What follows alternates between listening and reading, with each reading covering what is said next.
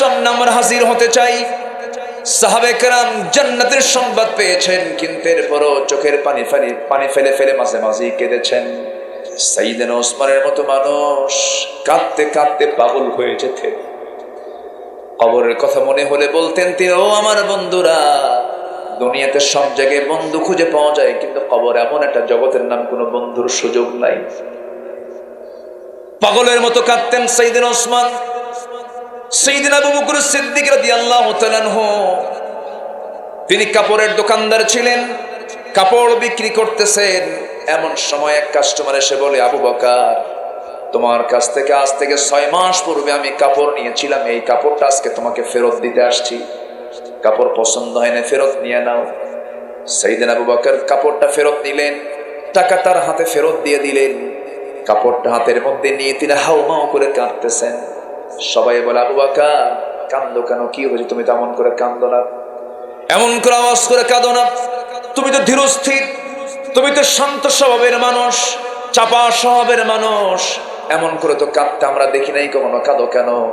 তিনি বলছেন, কান্না করার হেতু হলো, কারণ হলো এই যে কাস্টমার, তার কাপড় পছন্দ হয় নাই, তার সমস্যা মিটে গেছে, আমি তাকে টাকা দিলাম, সে আমাকে কাপড়টা দিয়ে গেল, সব মিটমাট হয়ে গেল।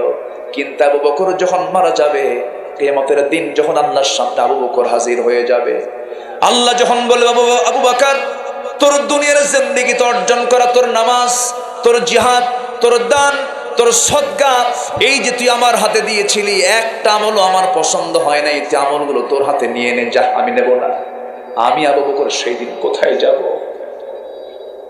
আমি সেদিন কোথায় যাব? আমি কার কাছে গিয়ে ধর্ণা দেব? এই জন্য আমি ডুকরে ডুকরে কাঁদি। যে লোকগুলো দুনিয়াতে বসে জান্নাতের সংবাদ পেয়ে যান, তাদের চিন্তাগুলো কি দেখেন, কি ভয় তারা করেছেন আখিরাতের। এই জন্য আমার বন্ধুগণ, আমলনামাগুলো ভালো করে যত্ন করে রাখতে হবে, যেন আল্লাহর সামনে আমরা জবাবটা দিতে পারি। ডান হাতে আমলনামা নেব আমরা, কি চিন্তা করে তারা চলতেন দেখেন। সাইয়েদিনা ওমর ফারুকের কথা মনে হয়ে গেল। তার একটা ছেলে ইবনে ওমর, আলীর ছেলে হাসানের সঙ্গে কথাবার্তা চলতেছিল। কথাবার্তা চলতে নিয়ে হঠাৎ করে হাসান রাগে বসে, ছোট মানুষ তো, রাগের মাথায় বলতেছে, ওরে ওমরের ছেলে, শোনো, বেশি মাস্তানি করো কেন? তুই চাকর, তোর বাপও আমার চাকর। এরকম রাগের ছেলে কয় না, অনেক কিছু কয় না ছোটবেলায়। তুই চাকর, তোর বাপও আমার চাকর। এই কথাটা নিয়ে সে সোজা চলে এসে বাবার কাছে বলতেছে, আব্বা, আলীর ছেলে হাসান এই কথাটা বললো, আমাকে গালি দিয়ে বললো আমিও নাকি তার চাকর, আপনি ওমর তার নাকি চাকর। সাইয়েদনা ওমর ফারুক হাওমাও করে কেঁদে কেঁদে বলছে, আমার কলেজার টুকরা সন্তান সম্পূর্ণ সত্য কথা বলেছে, যা একটা কাগজে সুন্দর করে লিখে নিয়ে আয়, হাসান যেন লিখে দেয়, হাসানের চাকর তুই এবং আমি ওমর। এই লেখাটা যত্ন করে রাখবি আমার সন্তান, দাফনের সময় এই লেখাটা আমার দাফনের সঙ্গে দিয়ে দিবি, আল্লাহর সামনে আমি দেখাবো। আমার ভাইয়েরা, জান্নাত পাওয়ার জন্য তাদের কি ফিকির ছিল, কি চিন্তা তাদের মধ্যে লালন করত। ওমর ফারুক যখন শাসক থাকা অবস্থায় তিনি রাষ্ট্রের 1 বোতল মধু পেয়েছেন। সেই 1 বোতল মধু নিয়ে বাড়িতে আসছেন। মধু শুধু তিনি একা গ্রহণ করবেন না, তার প্রতিবেশী আরো 4 জন, মোট 5টা ভাগ হবে। মধুর বোতল নিয়ে বউয়ের কাছে এসে বলছেন, বউ শোনো, এই যে মধুর বোতলটা রাষ্ট্র থেকে এসে পেয়েছি আমি, এর কিছু অংশ মধু আমি নেব, আর 4 অংশ মধু আমার প্রতিবেশীরা পাবে। সমান 5 ভাগে ভাগ করে একটা অংশ আমাদের জন্য রেখে দিও। এই যে ধরো মধুর বোতল হস্তান্তর করার কয়েক সেকেন্ড পরেই বলছে, বউ আমার, রাগ করো না, আমি তোমাকে ভাগ করতে দেব না, বোতলটা আমাকে ফেরত দিয়ে দাও। এখন বলেন, এই কথা শুনলে পরে সাধারণভাবে বউরা খুশি হবে না রাগ করবে? বলেন, আমার আপনার বউ কি করবে? আস্তে কর, রাগ করবে না? যারা বিয়ে করবে না তারা কয় রাগ করবে, তুমি কেমনে বোঝো রাগ করবে? সাইয়েদনা ওমর ফারুক রাদিয়াল্লাহু তাআলা আনহু মধুর বোতল নেওয়া মাত্রই বউ খেপে গেছেন। আবার ইতিহাসে এসেছে যে ওমরের নাম শুনলে পরে রোম পারস্য থরথর করে কাঁপতো, সে ওমর তার বউকে আবার ভয় পেতেন। আলহামদুলিল্লাহ বলবেন না? বউকে ভয় পেলে কেমন? একজন বিচার প্রার্থী হয়ে তার বাড়িতে আসছে, বউয়ের সঙ্গে গন্ডগোল, এসে দেখে সাইয়েদনা ওমর ফারুকের বউয়ের সঙ্গে তার গন্ডগোল, চরম বাকবিতণ্ডা হচ্ছে, বউ শুধু বলেই যাচ্ছে। এই দৃশ্য দেখে ওই আগন্তুক ব্যক্তিটা চলে গেল, যাচ্ছে চলে। সাইয়েদনা ওমর ফারুক বলেন, এই তুমি আসলা কেন আর গেলে কেন? কিছুই তো বললে না। যে সমস্যা নিয়ে আমি আপনার বাড়িতে আসছিলাম সেই সমস্যা থেকে আপনার বাড়ির মধ্যে ঢুকে পড়ছে। কেন? আপনার বউ আপনার এত কিছু বললো, আপনি কিচ্ছুই বললেন না, তো আপনি আমার কি বিচার করবেন? সাইয়েদনা ওমর ফারুক বলেন, শোন, আমি ওমর, আমাকে চিনো তো? হ্যাঁ। আমার নাম শুনলে থরথর করে কাঁপে পড়া শক্তিগুলো। সেই ওমর, বউয়ের সামনে আমি দাঁড়িয়েছিলাম, আমার বউ আমাকে কত কি বললো, আমি কিছু কইছি না, তুইও কিছু বলিস না, যা। জোরে বলেন সুবহানাল্লাহ। ইসলাম কত সুন্দর। সাইয়েদনা ওমর ফারুক রাদিয়াল্লাহু তাআলা তার স্ত্রীর মোটিভটা বুঝলেন, ভাবলেন যে একে পরে বুঝাবো, কিচ্ছু বললেন না। সাইয়েদনা ওমর ফারুক রাদিয়াল্লাহু তাআলা আনহু মধুর বোতলটা হাতে নিয়ে এক প্রতিবেশীর কাছে গিয়ে বললেন, ও প্রতিবেশী, এই যে মধুর বোতলটা দিয়ে গেলাম, মধুর বোতলটা ভাগ করো, সমান 5 ভাগে ভাগ করে একটা ভাগ তুমি আমাকে দিবা। এক ভাগ তিনি নিলেন, তার কাছ থেকে নিলেন। নেওয়ার পরে বউয়ের কাছে সে বলছেন, বউ আমার, রাগ করো না আমার উপরে, আমি তোমাকে ভালোবাসি, আমি তোমাকে মহব্বত করি, আমি তোমাকে ট্রাস্ট করি, কোনো সন্দেহ নাই। আমি রাষ্ট্র চালাই, তুমি আমার পরিবার চালাও। আমি গোটা দুনিয়া দেখি, তুমি আমার পরিবার নামক দুনিয়াটা দেখো, আমার সন্তানকে দেখো, লালন পালন করো, রান্না বান্না করো। তুমি যদি এই ডিপার্টমেন্টকে বন্ধ রাখো, আমার রাষ্ট্র চালাতে বিঘ্ন হয়ে যাবে। তুমি আমার বিশাল বড় সাপোর্টার। দেখেন, এরকম প্রশংসা করার দরকার আছে না? নাই। এরপরে বলেন, বউ আমার শোনো, এই যে মধুর বোতল তোমাকে দিলাম ভাগ করার জন্য, কিন্তু ভাগ করতে দিলাম না এই জন্য, কারণ এই মধুর বোতলটা মধু ভাগ করতে নিবা, তুমি সমান ভাগে ভাগ করবে, ভালো কথা, কিন্তু তোমার হাতের প্রয়োজন হবে, হাতটা ব্যবহার করবা। এই হাত ব্যবহার করতে নিয়ে তোমার হাতের মধ্যে মধু যেহেতু তরল জিনিস, 1 ফোঁটা হোক, 2 ফোঁটা হোক, 3 ফোঁটা হোক, মধু তোমার হাতে লেগে আসবে। এতটুকুন মধু তো আমাদের বেশি নেওয়া হয়ে যাবে, এতটুকুন মধু আমাদের ভাগে বেশি আসুক চাই নাই মনে করে মধু ভাগের দায়িত্ব আমি অন্যজনকে দিয়ে দিয়েছি। জোরে বলুন সুবহানাল্লাহ, আরো জোরে বলুন সুবহানাল্লাহ। চিন্তাটা দুনিয়ার না আখিরাতের? আসতে বলবেন না, চিন্তাটা দুনিয়ার না আখিরাতের? আখিরাতের চিন্তা তারা করেছেন। আমার বন্ধুগণ, সাইয়েদনা ওমর ফারুকের নাম যখন চলে আসলে একটু বলেই ফেলি। অর্ধ দুনিয়ার শাসক, কিভাবে বেছে বেছে জীবন যাপন করেছেন, কি সুন্দর তাকওয়ার জীবনটা তার ছিল। সাইয়েদনা ওমর ফারুকের একটা ছেলে বাজার থেকে ঘোড়া কিনে আনছে। ঘোড়া কিনে আনার পরে সেই ঘোড়াটা মোটা তাজা করে বিক্রি করবেন। মোটা তাজা করার জন্য ঘাস খাওয়ায়, যে ঘাসটা খাওয়ায় সেই ঘাসটা উৎপাদন হচ্ছে হলো রাষ্ট্রের জায়গায়। রাষ্ট্রের জায়গার ঘাস বিক্রি খাওয়ায়া খাওয়ায়া ঘোড়াটা বড় করেছেন। সেই ঘাসটা যখন খাওয়ায়া বড় হয়ে গেছে, ঘোড়া বিক্রি করতে গেছে বাজার থেকে, ঘোড়া বিক্রি করে বাজার থেকে চলে আসছে। টাকা নিয়ে যখন চলে আসছে, দরজায় দাঁড়ায় আছে ছেলে। ওমর ফারুক বলছেন, ও আমার সন্তান, তুমি থামো। ঘোড়া কিনছো কত দিয়া? এত দিয়া। বিক্রি করছো কত দিয়া? এত দিয়া। এই যে তোমার এতটা লাভ হলো, এই লাভের অংশটুকু তুমি কখনো নিজে ভোগ করতে পারবে না, এটা তোমার জন্য হারাম হয়ে যাবে। কারণ ঘোড়া এতদিন যাবৎ যত ঘাস খেয়েছে সেই ঘাস হলো রাষ্ট্রের জায়গার ঘাস। অতএব লভ্যাংশটা রাষ্ট্র পেয়ে যাবে। যেরকম সুবহানাল্লাহ। সম্মানিত ভাইয়েরা, আমি আমার নির্দিষ্ট সাবজেক্টকে সামনে রেখে মূল আলোচনার দিকে আস্তে আস্তে চলে যাচ্ছি। সূরাটার নাম কি বলুন তো? সূরাতুল বাকারা। একটা প্রাণীর সূরা, যে প্রাণী থেকে দুধ হয়, সে দুধটা আমরা পান করি, এবং অত্যন্ত শ্রেষ্ঠ পানীয়, শ্রেষ্ঠ নিয়ামতের এটা আল্লাহর পক্ষ থেকে দেওয়া হয়েছে বান্দার শরীর গঠনের জন্য।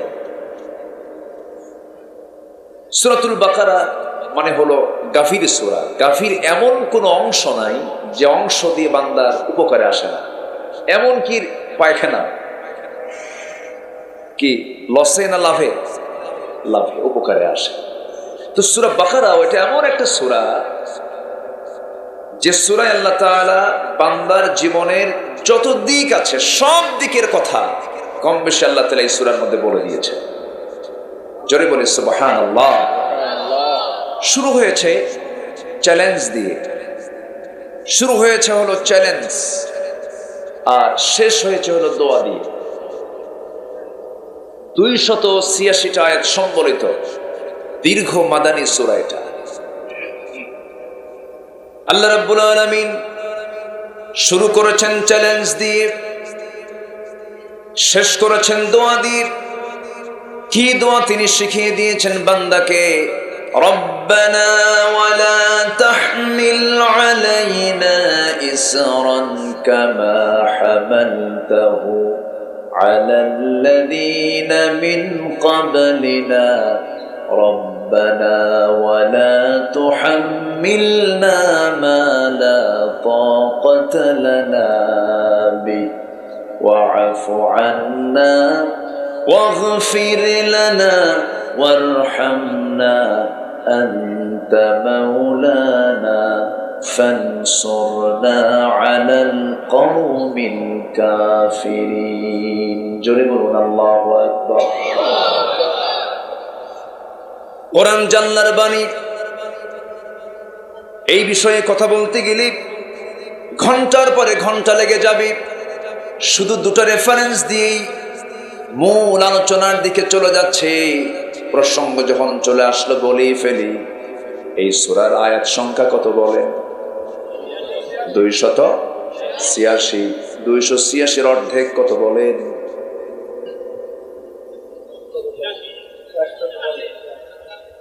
বলেন।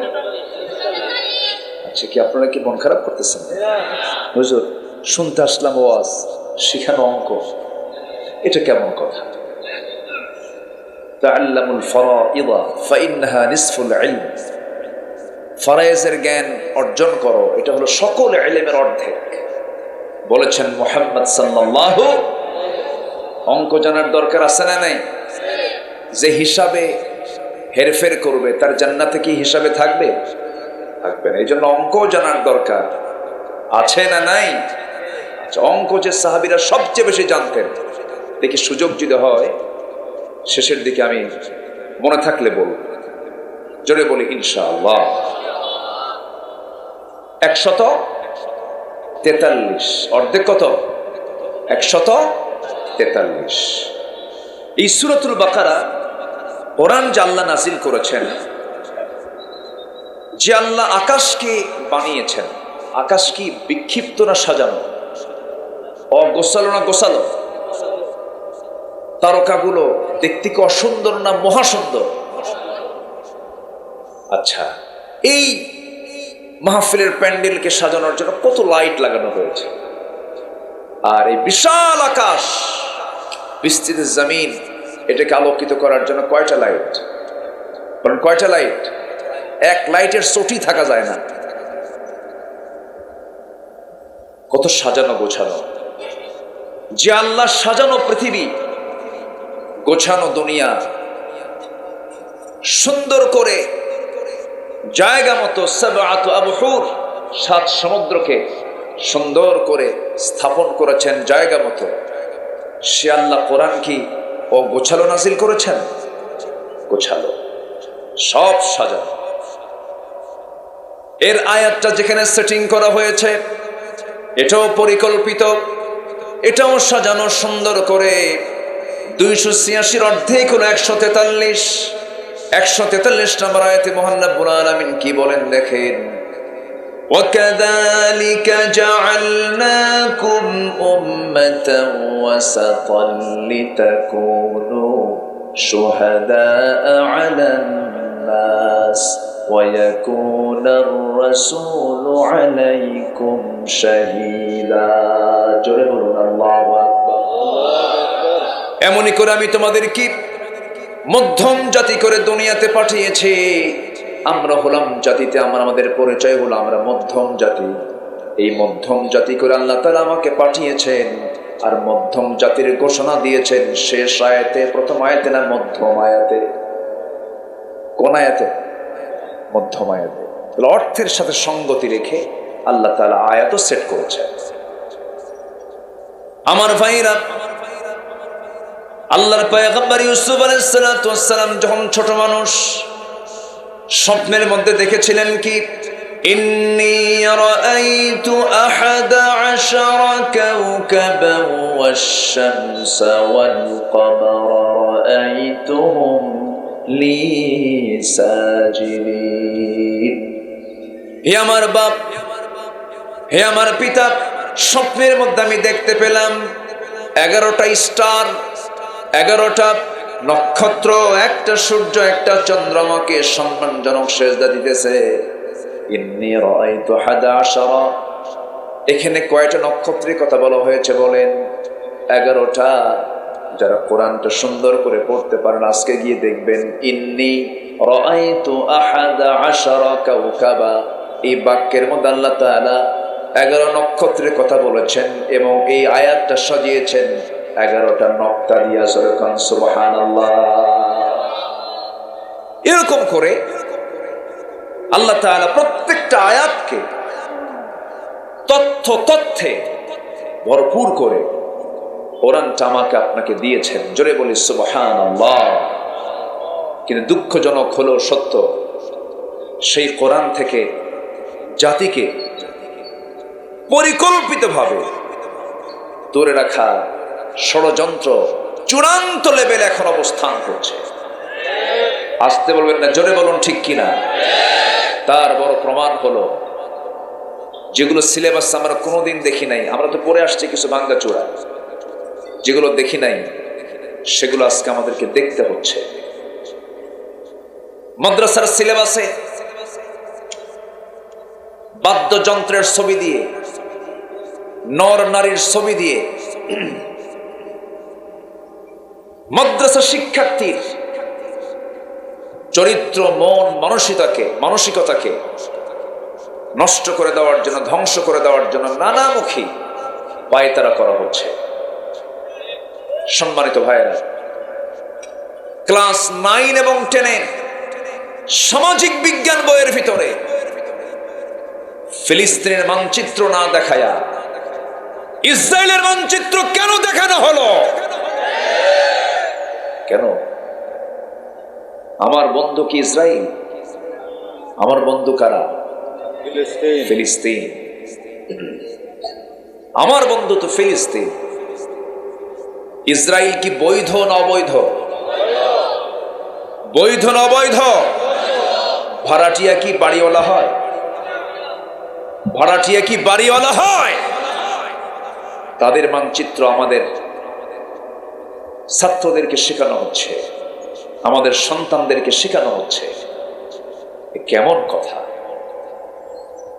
মানব জাতির পরিচয় হলো নর নারী।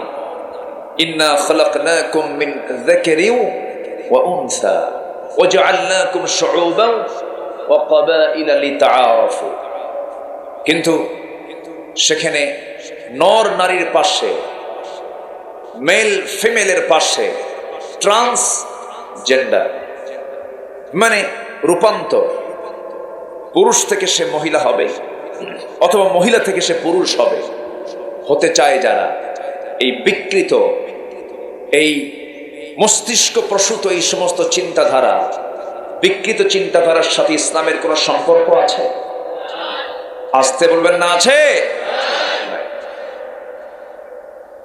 অপরদিকে সমকামিতা, হোমোসেক্স, সেম সেক্সকে আজকে প্রমোট করা হচ্ছে। পার্শ্ববর্তী সবচেয়ে বড় গণতান্ত্রিক রাষ্ট্র পৃথিবীর ভারতে প্রায় সমকামিতাকে তারা বৈধ করার জন্য চেষ্টা করছে। আমেরিকা, ইউরোপের বহু দেশে এই সমকামিতার আইন সংসদে বিল্ট-ইন আইন আকারে পাশ করেছে, যা কুকুর শুকুরের মধ্যেও নাই। সমকামিতা মানে পুরুষ পুরুষে বিয়ে করবে, নারী নারীকে বিয়ে করবে। এই ঘৃণ্য ইতিহাস রচিত হয়েছিল আজ থেকে 5000 বছর আগে কওমে লূতের সময়।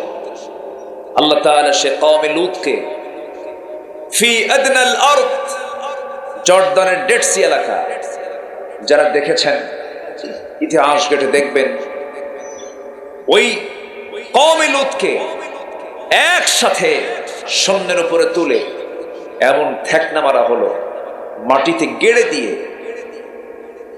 মাটির সাথে তাদেরকে একদম মাটির তলদেশে পৌঁছে দেওয়া হলো, ধ্বংস করা হলো।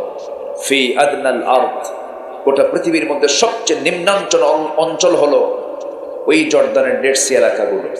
কেন? এই সমকামিতা। সম্মানিত ভাইয়েরা, সমকামিতার ব্যাপারে ইংল্যান্ডের একজন প্রধানমন্ত্রী, যদিও ভারতীয় বংশোদ্ভূত, অন্য ধর্মের, তিনি একটা প্রশংসনীয় কথা বলেছেন।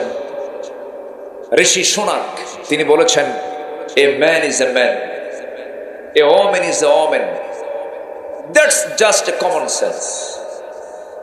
একটা পুরুষ একটা পুরুষ, একটা নারী একটা নারী, এটা বোঝার জন্য বুদ্ধিজীবী হওয়া লাগে না, কমন সেন্সই যথেষ্ট। এই সমস্ত অবৈধ কর্মগুলোকে আমার দেশে চালু করার জন্য কিছু ধ্বজভঙ্গ বদমাইশ বের হয়েছে, আছে না নয়?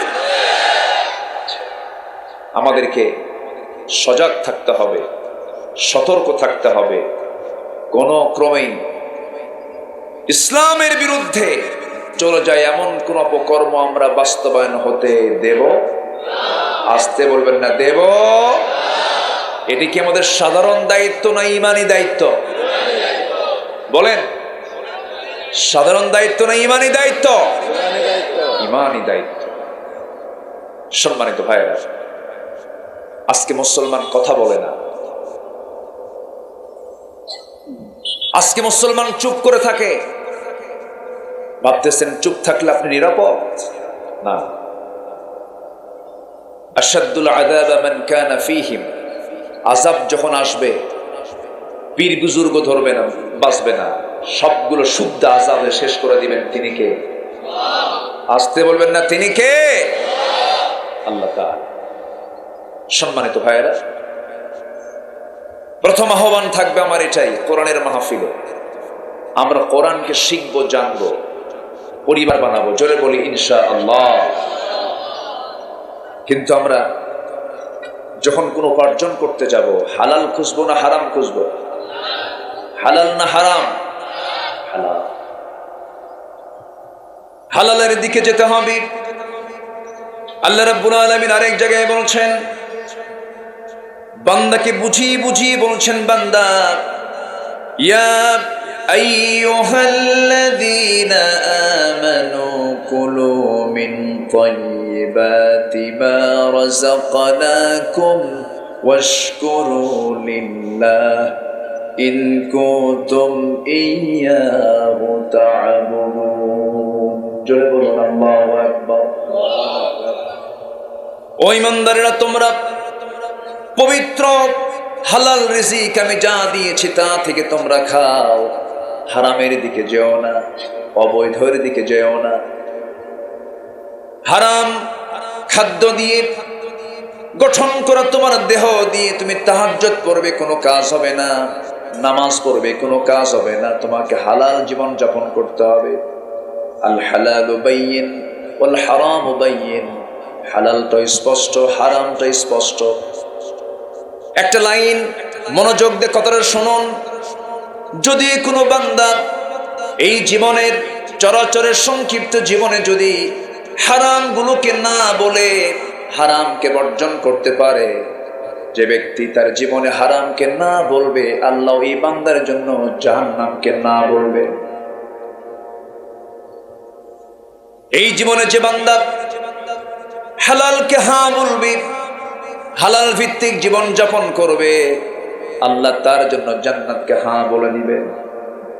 জোরে বলি সুবহানাল্লাহ, আরো জোরে বলি সুবহানাল্লাহ। সবাইকে জান্নাত পেতে রাজি আছে নাকি? সবাইকে জান্নাত পেতে রাজি আছি? আমি কি আলোচনা চালাবো? তো দুই একজন করে এরকম ওঠে কেন?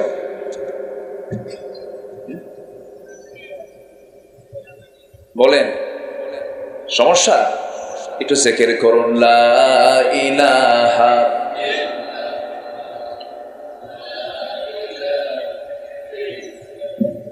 আরো জোরে লা ইলাহা,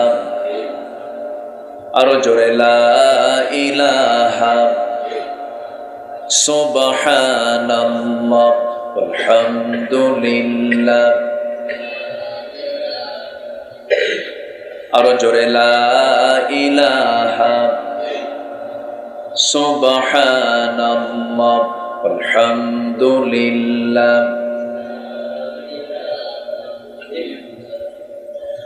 লা ইলাহা ইল্লাল্লাহ মুহাম্মাদুর রাসূলুল্লাহ সাল্লাল্লাহু আলাইহি ওয়াসাল্লাম।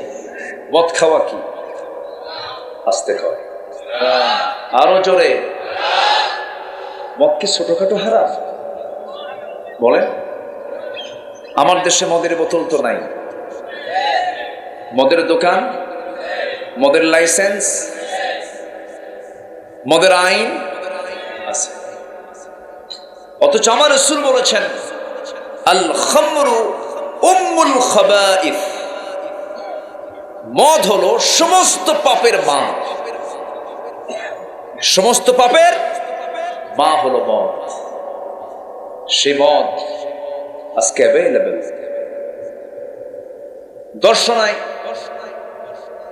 একটি মদের ফ্যাক্টরি আছে, গত বছর কয়েকশো কোটি টাকা লাভ হয়েছে, আলহামদুলিল্লাহ। লাভ হয়েছে তো। তাহলে মদের ফ্যাক্টরিও আছে। আবার আমার দেশে কিছু হুজুর আছে, এরা মদের ফ্যাক্টরিতে যদি দোয়ার জন্য নেয়, ওরা দোয়া করতে যায়, দোয়া করে দেয়। আছে না নাই? সিনেমা হল উদ্বোধন হবে, হুজুরকে ডাক দেয়, হুজুর একটু দোয়া করে দিতে। দোয়া করে, আল্লাহ এই সিনেমার বরকত দিয়ে দেয়। আছে এরকম তেলবাজ হুজুর? আছে না নাই? এক হুজুর কোরআন তেলাওয়াত করে গোটা পৃথিবীকে হারিয়ে দিয়ে ফার্স্ট পুরস্কার নিয়ে আসছে। আবার আরেক আলেম কোরআন প্রতিষ্ঠার সংগ্রাম করতে গিয়ে ধুকে ধুকে 13 বছর জেলখানায় জীবন পাড়ি দিয়ে জান্নাতের পাখি হয়ে এখন উড়াচ্ছে,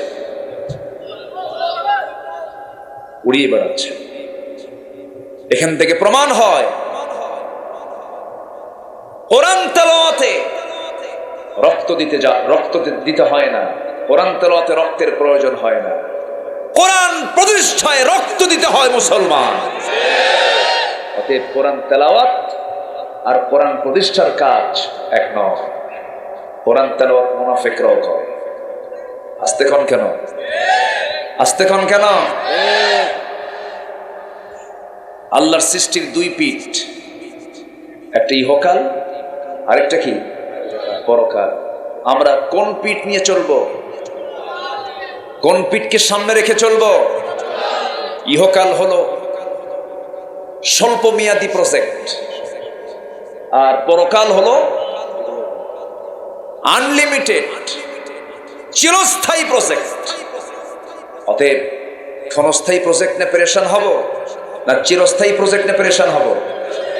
চিরস্থায়ী প্রজেক্ট নিয়ে আমাকে আপনাকে সামনে এগিয়ে চলতে হবে। আমি তো আজকে এমন সাবজেক্ট নিছি যে সাবজেক্ট অনেকের কাছে পছন্দ হবে না, কারণ মদ, জুয়া, সুদ এগুলো কইলে তো মানুষ মন খারাপ করে। কিছু নাকি সাবজেক্ট চেঞ্জ করবো? বললেও তো শুনবো না। কি কথা বোঝেন নাই? বললো কি শুনবো? আমি শুনবো। এই সময় কেউ উঠেন না, উঠলে ভাববো যে ওটাই সুদ খায়, বসে থাকে। একটু মনোযোগ দিয়ে কতগুলো শোনেন। আমি একটু আগে উঠতে চেয়েছি, একটু উঠতে দেরি হয় বড় মাহফিলগুলোতে। একটু যাই হোক, কত সময় তো বহুদিকে চলে যায়, একটু বসি না আজকে সময়টা ব্যয় করে কোরআনের জন্য, জোরে বলি ইনশাআল্লাহ। তাহলে মদ সকল পাপের কি? এটা কি মোল্লার কথা? বলেছেন মুহাম্মদ সাল্লাল্লাহু আলাইহি ওয়াসাল্লাম। কেমন করে দেখেন, একটু মনোযোগ দিয়ে শোনেন। কোন এক আল্লাহওয়ালা এক নগরে বসবাস ছিল তার। ওই নগরী একজন জঘন্য নারী, পতিতা নারীর বসবাস ছিল। সে সারা জীবন পতিতা বৃত্তি করে বেড়াতো। এই মহিলা একদিন টার্গেট করলো, হাজারো পুরুষের জীবন নষ্ট করেছি, এই আল্লাহওয়ালাকে একদিন ধরবো আমি। কৌশলে আল্লাহওয়ালাকে ঘরের মধ্যে তুলে ফেলে বলতেছে, ও আল্লাহওয়ালা, আমি হলাম এই নগরের সবচেয়ে খারাপ একজন নারী, পতিতা নারী। আমি তোমার সামনে 3টা কাজ তোমার সামনে আমি রেখে দিলাম, যে কোনো একটা কাজ তোমার বেছে নিতে হবে। এই 3টি কাজের যে কোনো একটা কাজ যদি বেছে না নাও, আমি এমন চিল্লান দেব, নগরবাসীকে আমি জানায় দেব তুমি খারাপ মানুষ। মহিলা বলতেছে, নাম্বার 1, এই যে মদের বোতল, এখান থেকে 1 ঢোক তোমাকে খেতে হবে। যদি নারাজি না হও, আমার সঙ্গে তোমাকে জেনা করতে হবে। তাও যদি রাজি না হও, এই যে সামনে একটা শিশু দাঁড়ায় আছে, এই শিশুকে তোমার হত্যা করতে হবে। আল্লাহওয়ালা মনে মনে চিন্তা করে, জেনা করলে ঈমান থাকে না, হত্যা তো প্রশ্নই আসে না, মদ্যপান তো হারাম, কি করি। 3টা লেভেল করতে করতে ভাবতেছে, মদের বোতল অন্তত 1টা ঢোক মারলে কিছুটা হলো হয়তো বাঁচতে পারি। যখন মদের বোতল খুলে নিয়ে 1টা ঢোক মেরে দিয়েছে, যে জীবনে জর্দা খায় নাই, প্রথমবার জর্দা খেলে কি হয়, শীত হয়তো পড়েই যাবে। 1 ঢোক মেরে দিয়েছে, মাতাল হয়ে গেছে। যখন মানুষ নেশা করে, তার ফলাফল হলো 1 নম্বর, সে তাল না মাতাল।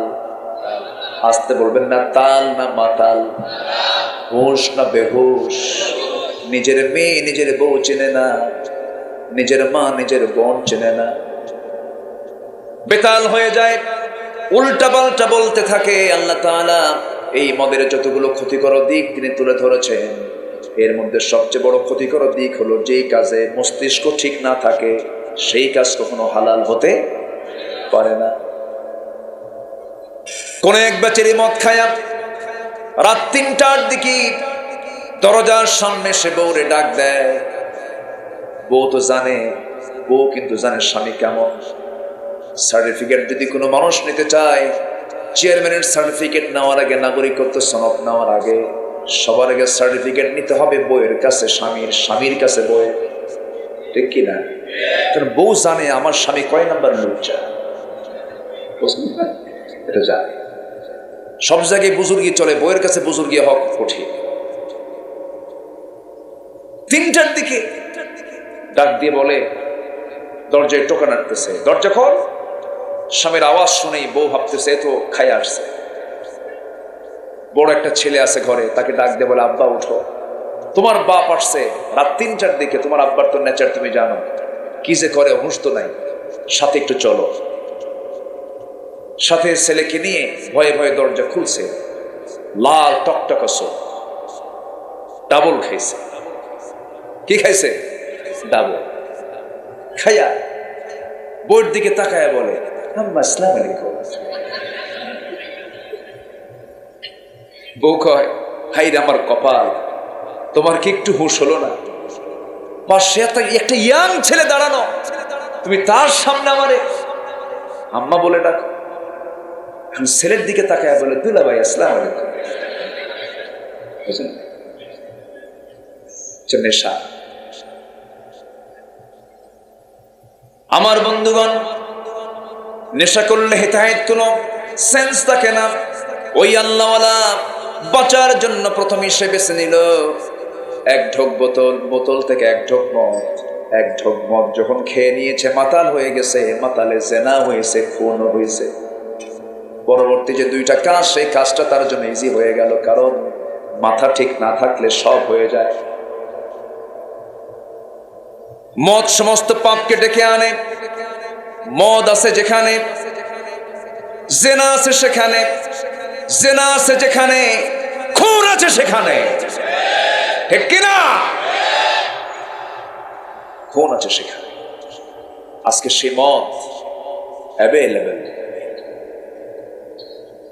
যুবকরা, সেই দল করতে যাবে না যে দলের নেতা তোমাকে মদের বোতল তুলে দেয়,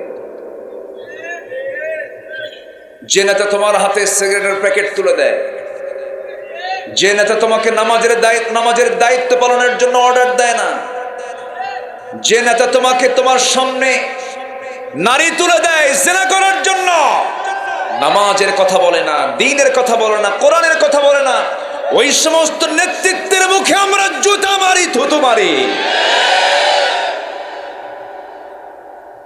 আজকে শুধু আমার দেশের শুধু যদি নেতৃত্ব ঠিক থাকতো, এই দেশ হতো দক্ষিণ এশিয়ার সবচাইতে শীর্ষ একটি উন্নয়নশীল দেশ, ঠিক কিনা? উন্নয়নের শিখর অবস্থান করত। আমার দেশ দুর্নীতিতে তো জিরো নাকি? জিরো নাকি? ও হিরো, হিরো নাম্বার 1। কম কথা।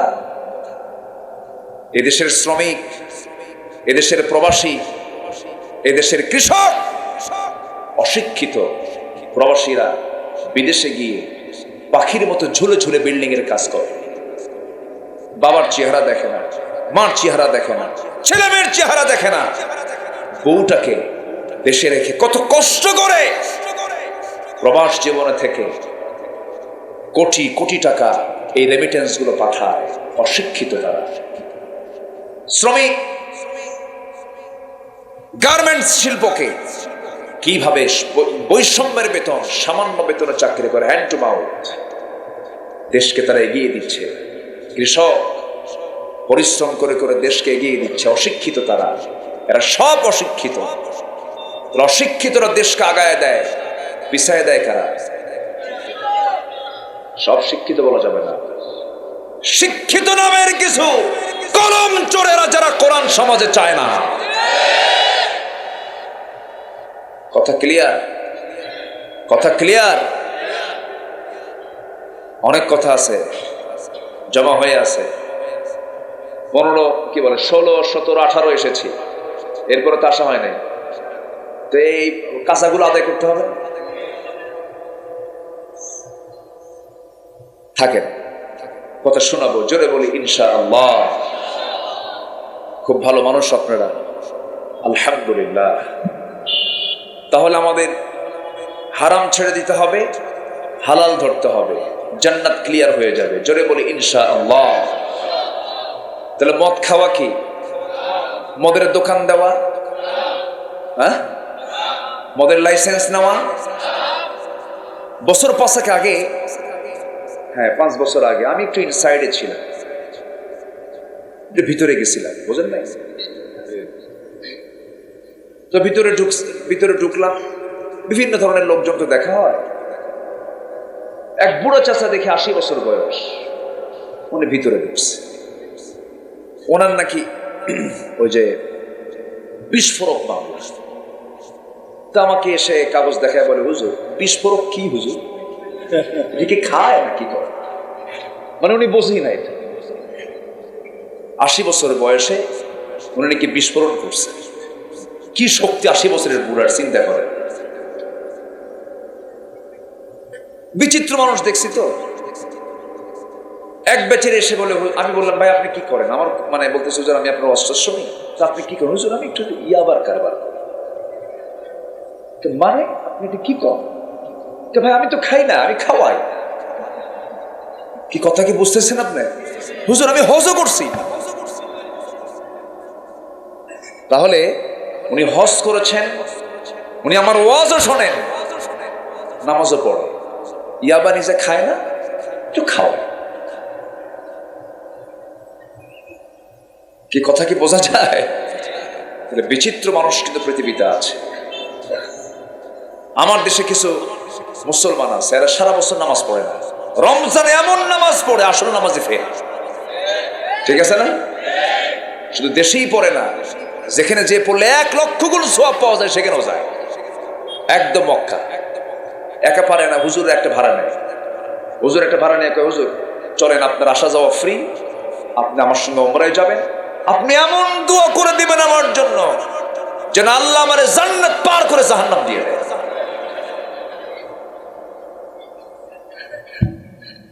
রমজান গেল, শবে কদর গেল, ঈদের দিন বিকেল বেলা মক্কায় সিট হয়ে পড়ে আছে না নাই? ওরাই মদের দোকান দেয়, ঠিক কিনা? এগুলো করা যাবে? করা যাবে। সবচেয়ে বড় ইমানদারের যোগ্যতা হলো হারাম থেকে নিজেকে বেঁচে রাখা, কবিরা গুনাহ থেকে নিজেকে বেঁচে রাখা। এটা হচ্ছে সবচাইতে বড় অর্জন। 1000 রাকাত নফল নামাজ, 1000 রাকাত আপনার বলে, 1000 আপনার তসবিহ জপা, জিকির আজকার করা, এটার চাইতে আপনি একটা কবিরা গুনাহ থেকে নিজেকে মুক্ত রাখতে পেরেছেন, এটা আপনার সবচেয়ে চূড়ান্ত প্রাপ্তি, চূড়ান্ত অর্জন। জোরে বলি আলহামদুলিল্লাহ। আল্লাহ রাব্বুল আলামিন বলেন, ইন তাজতানিবু কাবাইরা মা তুনহাউনা আনহু নুকাফির আনকুম সাইয়্যাতিকুম ওয়া নুদখিলকুম মুদখালান কারীমা। বান্দা, তুমি যদি বড় বড় কবিরা গুনাহগুলো ছেড়ে দাও, ছোট ছোট গুনার দিকে আমি আল্লাহ তাকাবই না। আমি তোমার সমস্ত গুনাহগুলোকে মাফ করে সম্মানজনক জান্নাত আমি তোমারে দিয়ে দেব। কবিরা গুনাহগুলো করা, কবিরা গুনাহগুলো হলো হারাম কাজ, যেটাই কবিরা সেটাই হারাম। মদের কারবার করা যাবে না, জেনার কারবার করা যাবে না। যুবকরা, তুমি যে কোন নারীর সঙ্গে ফেসবুকে চ্যাট করছো, মেসেঞ্জারে নক দিচ্ছ, আবার একজন প্রশ্ন করে, হুজুর ফজরের সময় যদি আমার গার্লফ্রেন্ড আমাকে একটু ফোন দিয়ে ডেকে দেয়, নামাজের জন্য জায়েজ আছে নাকি? দেখছেন, ডাকার জন্য আর কোনো মুয়াজ্জিন খুঁজে পায় না। আছে না? এগুলো আছে না? আরেকদিন আরেকটা ছেলে ফোন দিচ্ছে আমার ফোনে, ফোন দিয়ে বলে, হুজুর একটা প্রশ্ন করি। কি? 2 বছর আমার একটা মেয়ের সঙ্গে আমার খুব রিলেশন, তো হঠাৎ করে 1 মাস আগে সে আমাদের ফাঁকি দিয়ে চলে গেছে, হুজুর ওর কি গুনাহ হবে না? তো বললাম, তুমি আমার ফোন করছে কেন? তুমি সামনে আসো, তুমি কোন আল্লাহর বান্দা একটু দেখি তোমার। এই তো হচ্ছে অবস্থা। আমি আমার চোখ এরকম দেখেনি কখনো, যারা বিবাহ পূর্ব মানে অবৈধ রিলেশন করে সম্পর্ক গড়ার পর ওর ঔরসে যে সন্তানটা হয়েছে ওটা আল্লাহওয়ালা হয়েছে, আমি এরকম দেখি নাই। আমার কথা কি ক্লিয়ার? বুঝতেছেন তো? সবাই বুঝতেছেন তো? যুবকরা, এগুলো করা যাবে না। বিবাহ পূর্ব ওয়ালা মুত্তাখিদি আখদান ওয়ালা মুত্তাখিদাত আখদান, এমন কোন সুযোগ ইসলামে নাই। বিয়ের প্রয়োজন, আমি খুব বলি এই ব্যাপারে কথা, খুব বিয়ের প্রয়োজন। বিয়ের সম্পর্ক ক্যারিয়ারের সাথে নয়, বিয়ের সম্পর্ক হলো যৌবনের সাথে, চরিত্র রক্ষার সাথে। বিয়ে করে ফেলতে হবে। কি যুবকরা রাগ করলে নাকি? হুজুর বুঝবেন না তো, বিয়ে করা তো সহজ বলতেছেন, কি করে খাওয়াবো এরকম চিন্তা করো নাকি? এগুলো চিন্তা করা যাবে না। বান্দা যার দায়িত্ব আস্তে কয়, বান্দা যার দায়িত্ব, আমার চাইতে আমার ব্যাপারে বেশি চিন্তা কার? আল্লাহর চিন্তা মানে আমার ব্যাপারে নাই নাকি? আমার চেয়ে কম না বেশি? সার্বক্ষণিক ফেরেশতা আছে না নাই? তদারকি আছে না নাই? খোঁজ খবর আছে না নাই? সবচেয়ে আমাকে বেশি দেখেন তিনি কে? শুধু আমাকে দেখেন না, সব দেখেন। আলহামদুলিল্লাহ রাব্বিল আলামিন। স্থলভাগে প্রাণী বেশি না জলভাগে প্রাণী বেশি? স্থলভাগ না জলভাগ? স্থলভাগের কত প্রাণী আছে? স্থলভাগের চাইতে ডাবল প্রাণী হলো জলভাগে। একটা প্রাণী আছে জলভাগের সবচেয়ে বড় প্রাণী, নীল তিমি, যার হাড়ের ওজন হলো 600 কেজি। ছোটখাটো একটা গাড়ি, ছোটখাটো একটা কি 600 কেজি ওজন হলো ওর হার্টের যে হার্ট বিট হয় মানে হৃদস্পন্দন যেটা হয়, ওটার আওয়াজ 3 মাইল দূর থেকে শোনা যায়। 600 কেজি ওজন একটা হার্টের, ওর খাবারটা কি কম? ওর হার্ট যদি এরকম নড়ে আর এত বড় হার্ট হয়, তার খাবারটা কি লাগে? কে দেয়? আস্তে করে কে দেন? আবার এত ওজনের 1700 হর্স পাওয়ার পিছনের অংশ দিয়ে সে বড় বড় জাহাজ কাটকায় দেয়। সম্মানিত ভাইরা, আবার ছোট্ট ছোট্ট প্রাণী যেরকম পিঁপড়ার গায়ের ওজনের চাইতে ওর মাথায় যে খাবার বহন করে, তা দেহের ওজনের চাইতে ওই খাবারের ওজন 40 গুণ বেশি। এত শক্তি আল্লাহ তাআলা পিঁপড়ার গায়ে দিছে। আচ্ছা, আমার ওজন যা, আমি মাথায় তার কতটুকু বেশি নিতে পারবো বলে? আমি না হয় 2 মণ হলাম, কি 10 মণ নিবে? 20 মণ পারবেন? পিঁপড়া নিচ্ছে ওর ওজনের চাইতে আরো 40 গুণ বেশি ওজন মাল মাথা। তাহলে এখন বলেন তো, শক্তির দিক থেকে আমি ফার্স্ট না পিঁপড়া ফার্স্ট? আচ্ছা, পিঁপড়ার নাকের ঘ্রাণ বেশি না আমার নাকের ঘ্রাণ বেশি? ভালো করে কন, আরো জোরে। শুধু বেশি না, কয়েক হাজার গুণ বেশি। আমার বাড়ির মিষ্টির খবর আমার জানা নাই, আমার জানা আছে। যদি কয় যে ওই জায়গায় মিষ্টি আছে, এরপরে যদি বউ কয়, তাহলে বুঝবো যে হ্যাঁ মিষ্টি আছে। কিন্তু আমার বাড়ির মিষ্টির খবর কার নাকে যায়? কি কথা বোঝা গেল? আল্লাহ সবাইকে দেখে, কি নাকের পাওয়ার দিছে।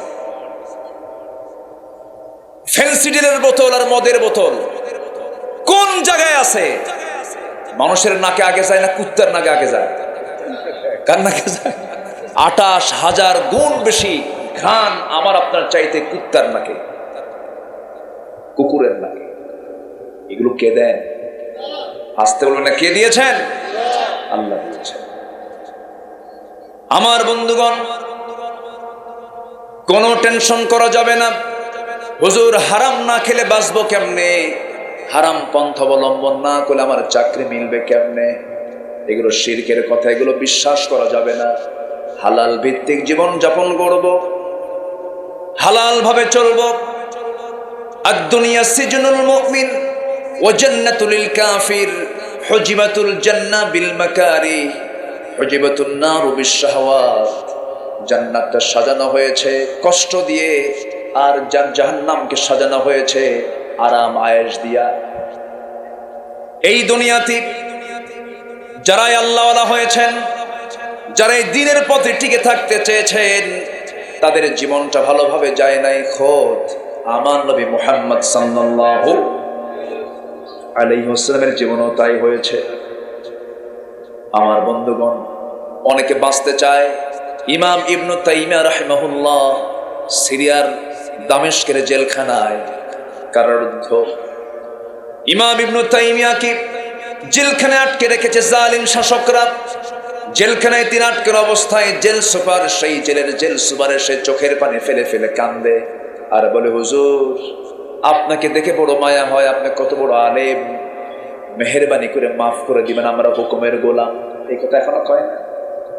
এখনো বলে না এগুলো? আমরা হুকুমের গোলাম। ইমাম ইবনু তাইমিয়া বললেন, ও জেল সুপার, তুমি আমার সামনে চোখের পানি ফেলে ফেলে যে কথাটা বলতেছো আমি হুকুমের গোলাম, এই কথা বলে তুমি নাজাত পাবে না। কারণ তোমার মতো অপদার্থ ব্যক্তিদের কারণেই জালিমরা জুলুম করার সুযোগ পেয়ে যায়। সবাই বলবেন হুকুমের গোলাম, কথা বলবে কে? কথা বলার দরকার আছে না নাই? সম্মানিত ভাইরা,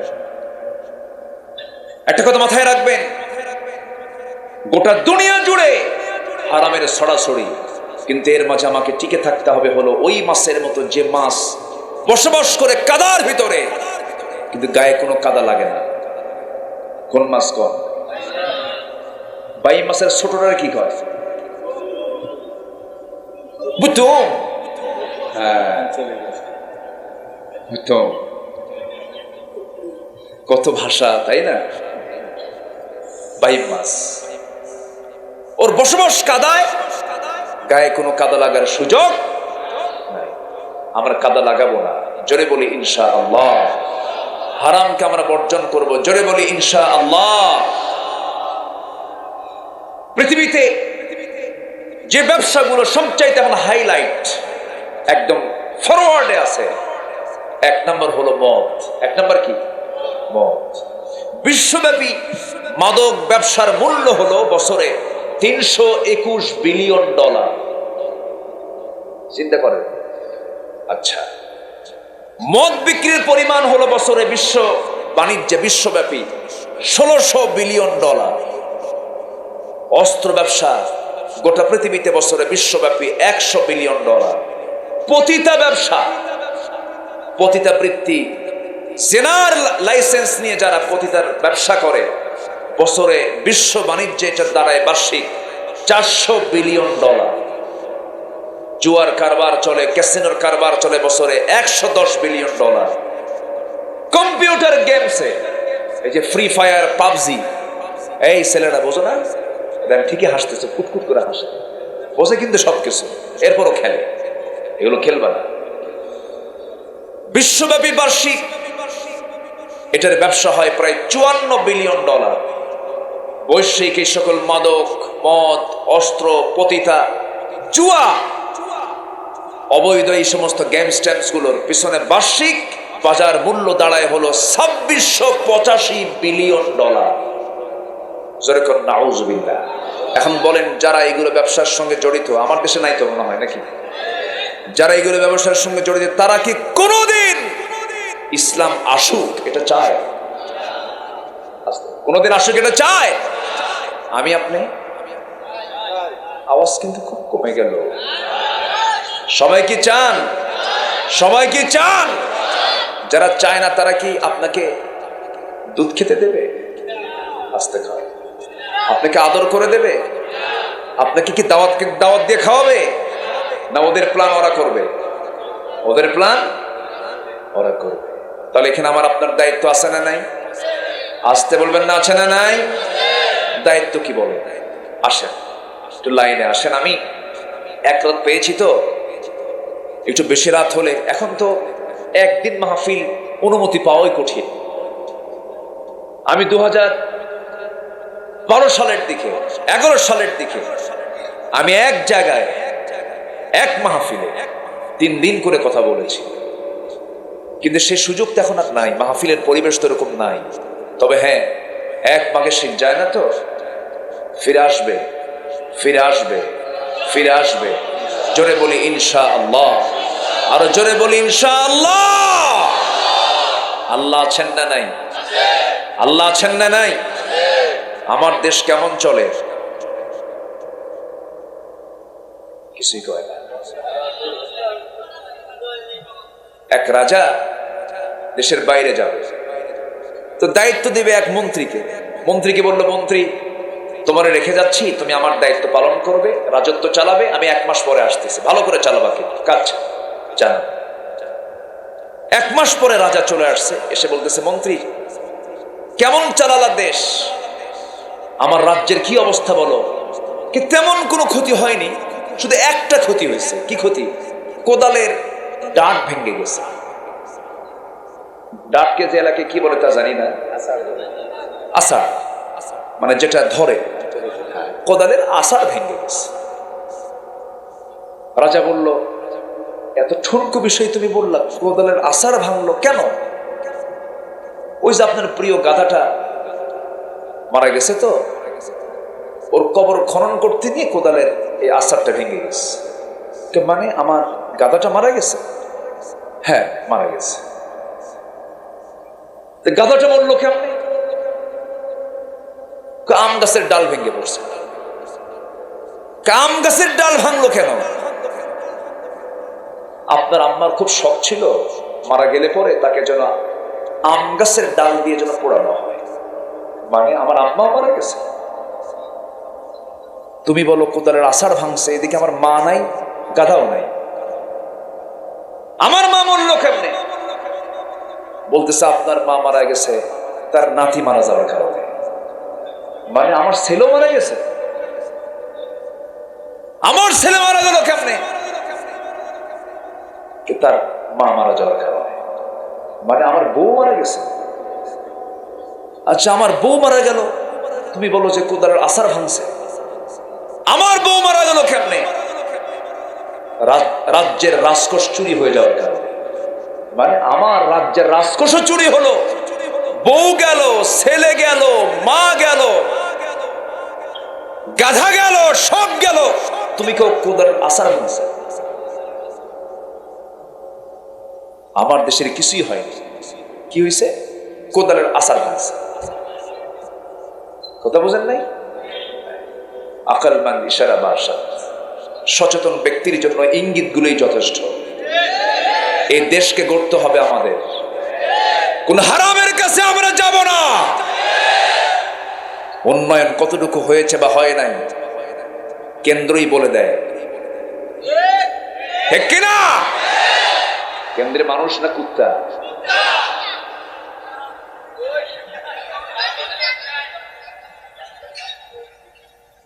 কষ্ট পাচ্ছেন নাকি আপনারা?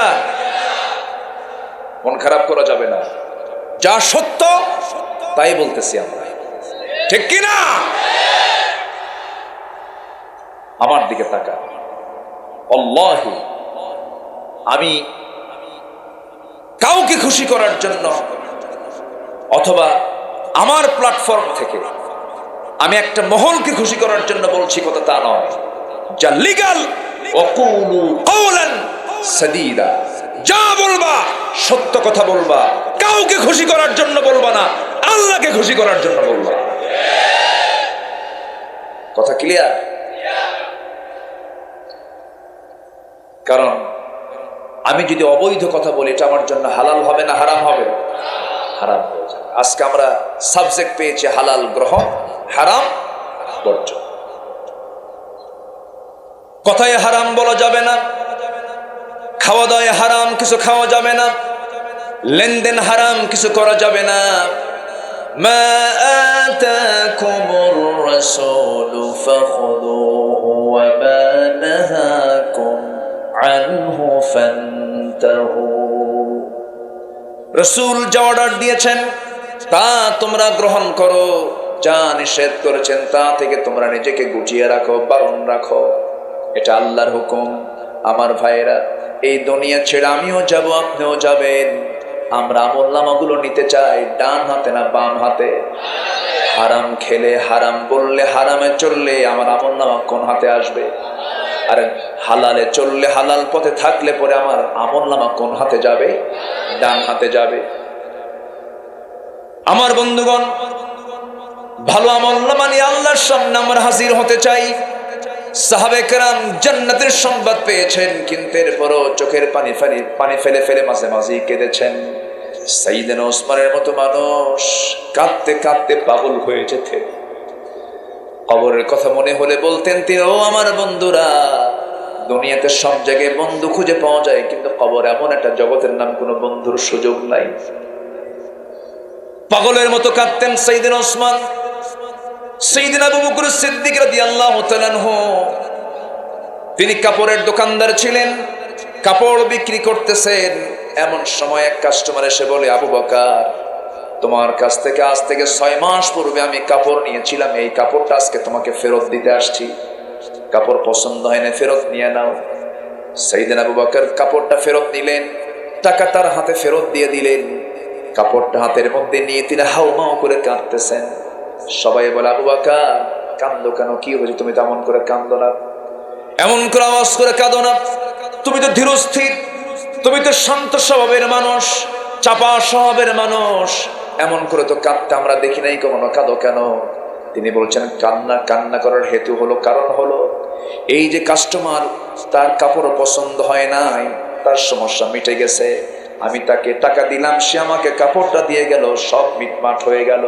কিন্তু আবু বকর যখন মারা যাবে, কিয়ামতের দিন যখন আল্লাহর সামনে আবু বকর হাজির হয়ে যাবে, আল্লাহ যখন অর্জন করা তোর নামাজ, তোর জিহাদ, তোর দান, তোর সদকা, এই যে তুই আমার হাতে দিয়েছিলি, একটা আমলও আমার পছন্দ হয় না, এই আমলগুলো তোর হাতে নিয়ে নে, যা, আমি নেব না। আমি আবু বকর সেই দিন কোথায় যাব? আমি সেদিন কোথায় যাব? আমি কার কাছে গিয়ে ধর্ণা দেব? এই জন্য আমি ডুকরে ডুকরে কাঁদি। যে লোকগুলো দুনিয়াতে বসে জান্নাতের সংবাদ পেয়ে যান, তাদের চিন্তাগুলো কি দেখেন, কি ভয় তারা করেছেন আখিরাতের। এই জন্য আমার বন্ধুগণ, আমলনামাগুলো ভালো করে যত্ন করে রাখতে হবে, যেন আল্লাহর সামনে আমরা জবাবটা দিতে পারি। ডান হাতে আমলনামা নেব আমরা। কি চিন্তা করে তারা চলতেন দেখেন। সাইয়েদিনা ওমরে ফারুকের কথা মনে হয়ে গেল। তার একটা ছেলে ইবনে ওমর, আলীর ছেলে হাসানের সঙ্গে কথাবার্তা চলতেছিল।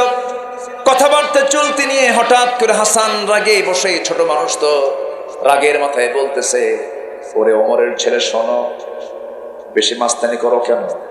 তুই চাকর, তোর বাপও আমার চাকর। এরকম রাগের ঠেলে কয় না, অনেক কিছু কয় না ছোটবেলায়। তুই চাকর, তোর বাপও আমার চাকর। এই কথাটা নিয়ে সে সোজা চলে এসে বাবার কাছে বলতেছে, আব্বা, আলীর ছেলে হাসান এই কথাটা বললো, আমাকে গালি দিয়ে বললো আমিও নাকি তার চাকর, আপনি আমার তার নাকি চাকর। সাইয়েদনা ওমর ফারুক হাওমাও করে কেঁদে কেঁদে বলছে, আমার কলেজার টুকরা সন্তান সম্পূর্ণ সত্য কথা বলেছে, যা একটা কাগজে সুন্দর করে লিখে নিয়ে আয়, হাসান যেন লিখে দেয় হাসানের চাকর তুই এবং আমি ওমর। এই লেখাটা যত্ন করে রাখবি আমার সন্তান, দাফনের সময় এই লেখাটা আমার দাফনের সঙ্গে দিয়ে দিবি, আল্লাহর সামনে আমি দেখাবো। আমার ভাইয়েরা, জান্নাত পাওয়ার জন্য তাদের কি ফিকির ছিল, কি চিন্তা তাদের মধ্যে লালন করত। ওমর ফারুক যখন শাসক থাকা অবস্থায় তিনি রাষ্ট্রের এক বোতল মধু পেয়েছেন। সেই এক বোতল মধু নিয়ে বাড়িতে আসছেন। মধু শুধু তিনি একা গ্রহণ করবেন না, তার প্রতিবেশী আরো 4 জন, মোট 5টা ভাগ হবে। মধুর বোতল নিয়ে বউয়ের কাছে এসে বলছেন, বউ শোনো, এই যে মধুর বোতলটা রাষ্ট্র থেকে এসে পেয়েছি আমি, এর কিছু অংশ মধু আমি নেব, আর 4 অংশ মধু আমার প্রতিবেশীরা পাবে। সমান 5 ভাগে ভাগ করে একটা অংশ আমাদের জন্য রেখে দিও। এই যে ধরো মধুর বোতল হস্তান্তর করার কয়েক সেকেন্ড পরেই বলছে, বউ আমার, রাগ করো না, আমি তোমাকে ভাগ করতে দেব না, বোতলটা আমাকে ফেরত দিয়ে দাও। এখন বলেন, এই কথা শুনলে পরে সাধারণভাবে বউরা খুশি হবে না রাগ করবে? বলেন, আমার আপনার বউ কি করবে? আস্তে কর, রাগ করবে না? আচ্ছা, যারা বিয়ে করবে না তারাও কয় রাগ করবে, তুমি কেমনে বোঝো রাগ করবে?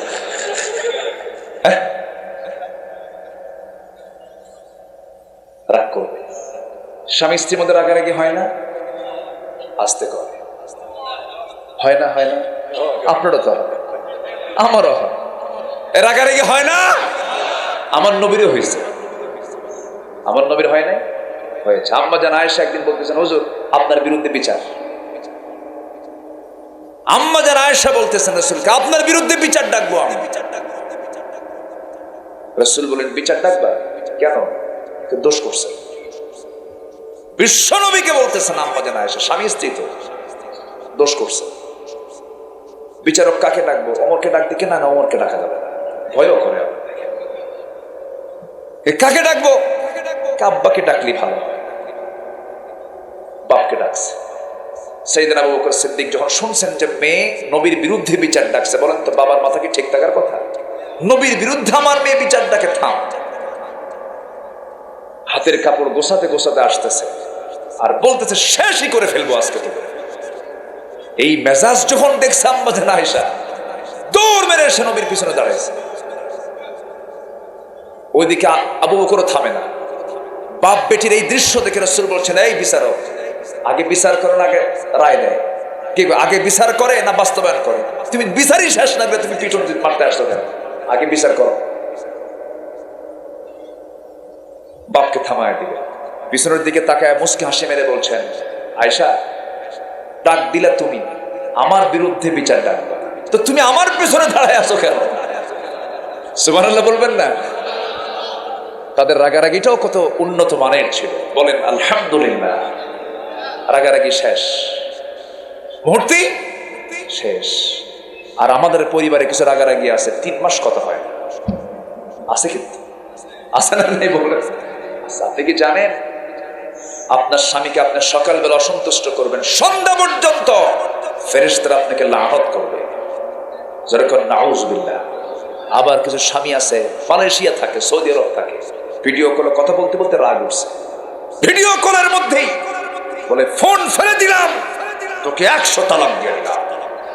দেখছেন ফোনের মধ্যে আছে না? আছে। তালাক টালাক দিয়ে আমাদের ফোন দিয়ে বলে হুজুর কাপ তো সারছে, কি সেঞ্চুরি মারছে, কিসের ক্রিকেট গান, তালাকের সেঞ্চুরি মারছে। তালাক দিছো এতগুলো কেন? খুঁজে রাগ উঠছিল খুব।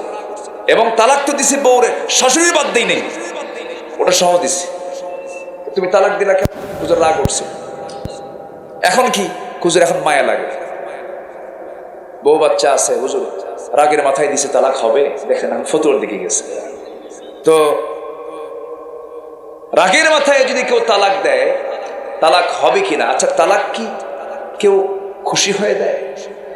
বউকে ডাক দেয়, বউ এদিকে আসো, রাগ কইরো না, তালাক দিবে, এরকম করে তালাক দেয়? বলেন তো তালাকের সম্পর্ক কি মোহাব্বতের সাথে না রাগের সাথে? রাগের সাথে। সাইয়েদনা ওমর ফারুক রাদিয়াল্লাহু তাআলা আনহু মধুর বোতল নেওয়া মাত্রই বউ খেপে গেছেন। আবার ইতিহাসে এসেছে যে ওমরের নাম শুনলে পরে রোম পারস্য থরথর করে কাঁপতো, সে ওমর তার বউকে আবার ভয় পেতেন। আলহামদুলিল্লাহ বলবেন না? বউকে ভয় পেতেন। কেমন? একজন বিচার প্রার্থী হয়ে তার বাড়িতে আসছে, বউয়ের সঙ্গে গন্ডগোল। এসে দেখে সাইয়েদনা ওমর ফারুকের বউয়ের সঙ্গে তার গন্ডগোল, চরম বাক বিতণ্ডা হচ্ছে, বউ শুধু বলেই যাচ্ছে। এই দৃশ্য দেখে ওই আগন্তুক ব্যক্তিটা চলে গেল, যাচ্ছে চলে। সাইয়েদনা ওমর ফারুক বলেন, এই তুমি আসলা কেন আর গেলে কেন? কিছুই তো বললে না। যে সমস্যা নিয়ে আমি আপনার বাড়িতে আসছিলাম সেই সমস্যা দেখে আপনার বাড়ির মধ্যে ঢুকে পড়ছে। কেন? আপনার বউ আপনার এত কিছু বললো, আপনি কিচ্ছুই বললেন না, তা আপনি আমার কি বিচার করলেন? সাইয়েদনা ওমর ফারুক বলেন, শোন আমি ওমর, আমাকে চিনো তো? হ্যাঁ। আমার নাম শুনলে থরথর করে কাঁপে পড়া শক্তিগুলো, সেই ওমর। বউয়ের সামনে আমি দাঁড়িয়েছিলাম, আমার বউ আমাকে কত কি বললো, আমি কিছু কইছি না, তুইও কিছু বলিস না, যা। জোরে বলেন সুবহানাল্লাহ। ইসলাম কত সুন্দর। মেয়েরা কথা কম বলে না বেশি বলে? আস্তে কয়। কম কয় না বেশি কয়? পুরুষ বলে 2000, মেয়েরা বলে 5000। জরিপে আসছে। বেগুন কিনতে ভুল হয়েছে আপনার, বর্ষাকালের বেগুন অধিকাংশই পোকা হয়।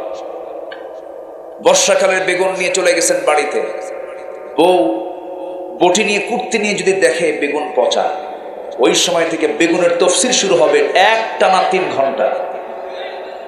ঠিক আছে না? আল্লাহ তাআলা মেয়েদেরকে এই ডিপার্টমেন্ট দিয়েছেন, কথা বেশি বলার। কেন জানেন? লাগে। বাচ্চা লালন পালন করে কে? বাবা না মা? বাচ্চা লালন পালনে কথা কম লাগে না বেশি লাগে? কম লাগে না বেশি লাগে? বেশি লাগে। এক কথা বারবার বলতে হয়, বাবা থাম, বাবা থাম, বাবা থাম, ও ময়না, বাবা চুমা দেয়, আদর করে, বারবার বলে। এই দায়িত্ব যদি বাপকে দেওয়া হয়,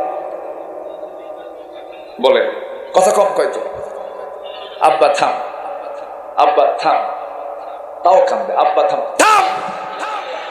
বুঝলেন? এরপরে কি হবে? আসার মারতে উদ্যত হবে। এই জন্য আল্লাহ তাআলা যাকে যা দিয়েছেন তার জন্য ব্যালেন্স করে দিয়েছেন। জোরে বলেন সুবহানাল্লাহ। সাইয়েদনা ওমর ফারুক রাদিয়াল্লাহু তাআলা তার স্ত্রীর মোটিভটা বুঝলেন, ভাবলেন যে একে পরে বুঝাবো। কিচ্ছু বললেন না। সাইয়েদনা ওমর ফারুক রাদিয়াল্লাহু তাআলা মধুর বোতলটা হাতে নিয়ে এক প্রতিবেশীর কাছে গিয়ে বললেন, ও প্রতিবেশী, এই যে মধুর বোতলটা দিয়ে গেলাম, মধুর বোতলটা ভাগ করো, সমান 5 ভাগে ভাগ করে একটা ভাগ তুমি আমাকে দিবা। 1 ভাগ তিনি নিলেন, তার কাছ থেকে নিলেন।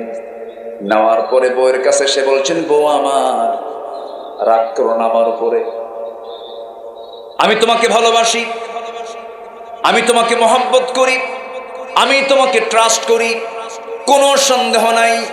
আমি রাষ্ট্র চালাই, তুমি আমার পরিবার চালাও।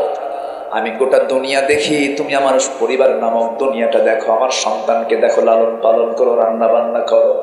তুমি যদি এই ডিপার্টমেন্টকে বন্ধ রাখো, আমার রাষ্ট্র চালাতে বিঘ্ন হয়ে যাবে। তুমি আমার বিশাল বড় সাপোর্টার। দেখেন, এরকম প্রশংসা করার দরকার আছে না? নাই। এরপরে বলেন, বউ আমার শোনো, এই যে মধুর বোতল তোমাকে দিলাম ভাগ করার জন্য, কিন্তু ভাগ করতে দিলাম না এই জন্য, কারণ এই মধুর বোতলটা মধু ভাগ করতে নিবা, তুমি সমান ভাগে ভাগ করবে, ভালো কথা, কিন্তু তোমার হাতের প্রয়োজন হবে, হাতটা ব্যবহার করবা। এই হাত ব্যবহার করতে নিয়ে তোমার হাতের মধ্যে মধু যেহেতু তরল জিনিস, 1 ফোঁটা হোক, 2 ফোঁটা হোক, 3 ফোঁটা হোক, মধু তোমার হাতে লেগে আসবে। এতটুকুন মধু তো আমাদের বেশি নেওয়া হয়ে যাবে, এতটুকুন মধু আমাদের ভাগে বেশি আসুক চাই নাই মনে করে মধু ভাগের দায়িত্ব আমি অন্যজনকে দিয়ে দিয়েছি। জোরে বলুন সুবহানাল্লাহ, আরো জোরে বলুন সুবহানাল্লাহ। চিন্তাটা দুনিয়ার না আখিরাতের? আসতে বলবেন না, চিন্তাটা দুনিয়ার না আখিরাতের? আখিরাতের চিন্তা তারা করেছেন। আমার বন্ধুগণ, সাইয়েদনা ওমর ফারুকের নাম যখন চলে আসলে একটু বলেই ফেলি। অর্ধ দুনিয়ার শাসক, কিভাবে বেছে বেছে জীবন যাপন করেছেন, কি সুন্দর তাকওয়ার জীবনটা তার ছিল। সাইয়েদনা ওমর ফারুকের একটা ছেলে বাজার থেকে ঘোড়া কিনে আনছে। ঘোড়া কিনে আনার পরে সেই ঘোড়াটা মোটা তাজা করে বিক্রি করবেন। মোটা তাজা করার জন্য ঘাস খাওয়ায়, যে ঘাসটা খাওয়ায় সেই ঘাসটা উৎপাদন হচ্ছে হলো রাষ্ট্রের জায়গায়।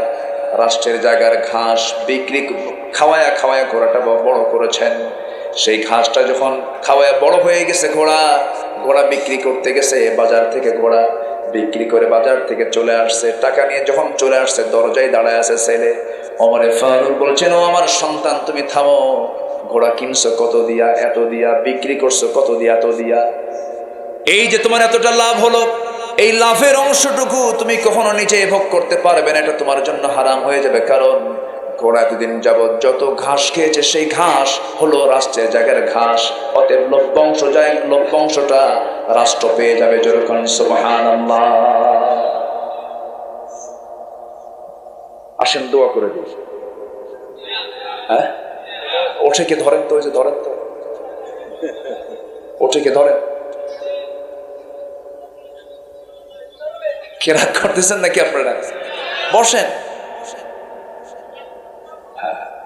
কোন চাপ চুপ নাই। কিসের চাপ?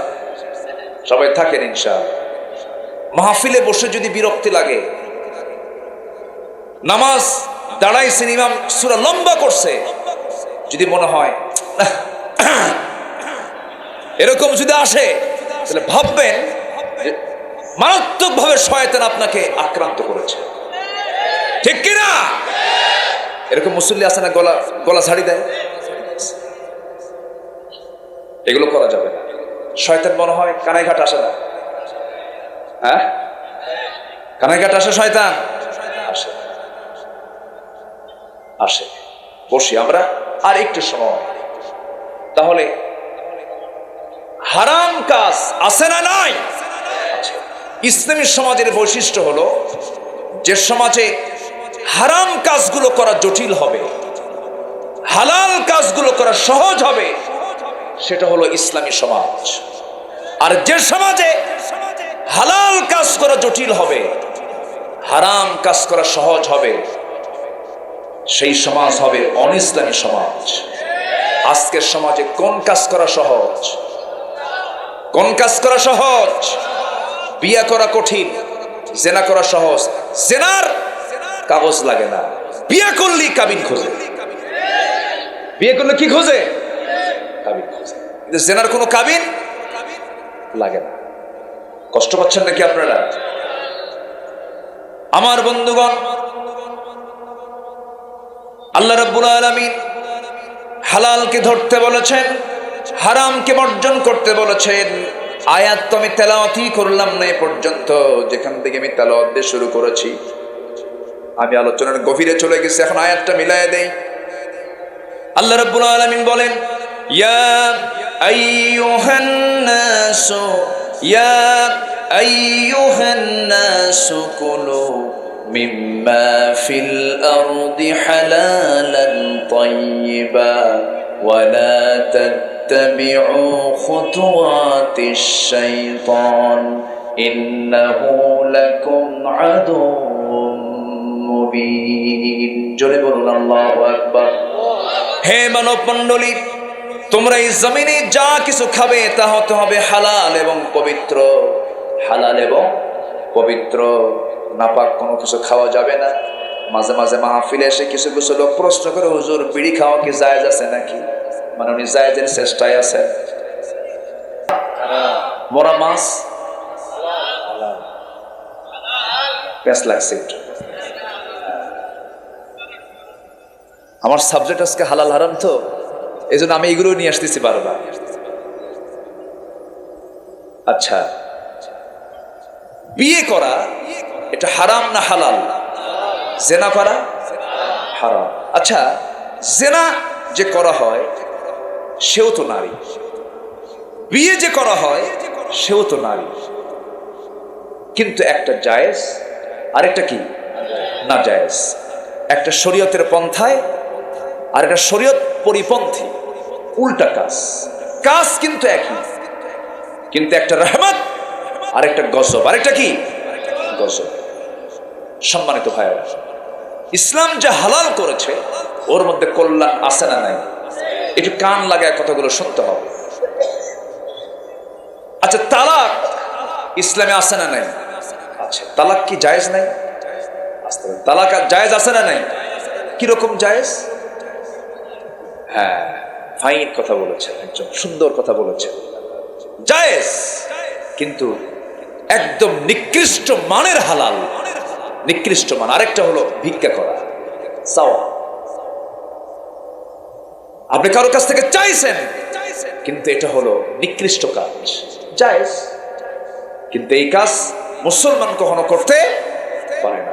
আল্লাহ তালাককে পছন্দ করেন না, কিন্তু তালাকের পথ রেখে দেওয়ার দরকার আছে না নাই? আচ্ছা, মানব জীবনে থাকতেই পারে, রাখতে হবে। আল্লাহ তাআলা বিয়া নামে সূরা দেন নাই, কিন্তু তালাক নামে সূরা আছে না নাই? নিকাহ নামে কোনো সূরা আছে নাই, কিন্তু তালাক নামে আছে। তাহলে তালাক গুরুত্বপূর্ণ এত। কোন নারী যদি তালাক প্রাপ্ত হয়, তালাক প্রাপ্ত নারীকে অপেক্ষা করতে হবে বৈধ হওয়ার জন্য অন্য কোন স্বামীকে পেতে হলে কয় মাস? ভালো করে কর। ওয়াল মুতাল্লাকাতু ইয়াতারাব্বাসনা বিআনফুসিহিন্না সালাসাতা কুরু। তালাক প্রাপ্ত নারীকে অপেক্ষা করতে হবে 3 কুরু পর্যন্ত। 3 মেনস্ট্রুয়াল টাইম ক্রস করার পর 3 মাস 10 দিন প্রায় অপেক্ষা করতে হবে। আচ্ছা, বিধবা হলে কয় মাস? 4 আশহুরি ওয়া 10। 4 মাস গুনে গুনে আরো 10 দিন। সরাসরি কোরআন। কে বলেছেন? আল্লাহ। কেন? এর আগে যদি বিয়ে হয় হালাল হবে না হারাম হবে? হারাম হবে। কেন হারাম হবে? হালালের উপকারিতা কি আর হারামের ক্ষতিটা কি, জাস্ট এটা বোঝানোর জন্য একটু বলতেছি। পশ্চিমা বিশ্বের চিকিৎসা বিজ্ঞানী তারা গবেষণা করেছেন এই দুটো আয়াতকে সামনে রেখে। কেন 3 মাস এবং 4 মাস অপেক্ষা করতে বলা হলো? স্বামী এবং স্ত্রী যখন ইন্টারকোর্স করে, ইন্টারকোর্স করার পর স্ত্রী জাতি হলো রিসিভ করার জাতি, আর পুরুষ জাতি হলো দেবার জাতি। স্বামী থেকে স্ত্রী গ্রহণ করে নেয়। স্বামীর পক্ষ থেকে আসা যে প্রোটিন, যে ব্যাকটেরিয়াগুলো, এই ব্যাকটেরিয়াগুলো স্ত্রী তার দেহের মধ্যে বহন করতে থাকে। একটানা 3 মাস 10 দিন পর্যন্ত তালাক প্রাপ্তা যদি হয়, 3 মাস 10 দিন মেয়াদের জন্য দেওয়া হয়েছে। 1 মাসে 30% তার শরীর থেকে সে ব্যাকটেরিয়াগুলো বের হয়ে যায়, প্রোটিনগুলো বের হয়ে যায়। 2 মাসে 60%, 3 মাসে 90%, 3 মাস 10 দিনে 100% সে ক্লিয়ার হয়ে যায়।